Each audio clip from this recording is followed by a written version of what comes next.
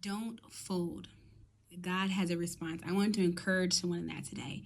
Do not fold. I began to go to Habbakuk and I read chapters 1, 2, and 3 as a reminder that Habbakuk was coming to the Lord with questions. He was inquiring of him about injustice that were happening. There was oppression that was coming against God's people. And he says this to the Lord. He says, justice never emerges, for the wicked restrict the righteous. Therefore, justice comes out perverted. And so Habakkuk asked the Lord this question: why do you force me to look at injustice? Why do you tolerate wrongdoing?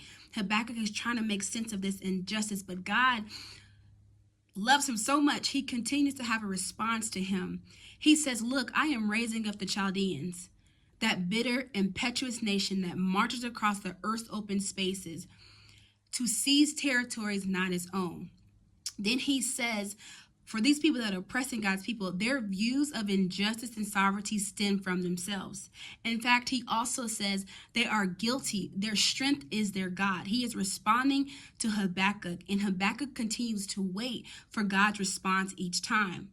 We get to a point where God is telling Habakkuk to write the vision and for an appointed time that it testifies about the end and it will not lie. Though it delays, wait for it, since it will certainly come and not be late. It is a reminder that God truly is always on time. That in Habakkuk, it says that, but the righteous one will live by his faith. This is God's response to Habakkuk.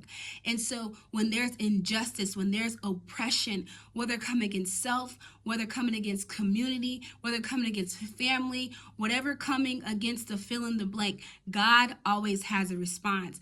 So do not fold. Let him be the response to the questions that you hold, to the questions that you're coming to him, and the questions that he indeed sees and wants to have a response to.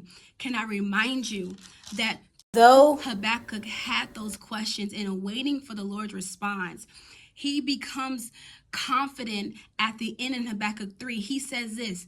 He says, I will rejoice in the God of my salvation.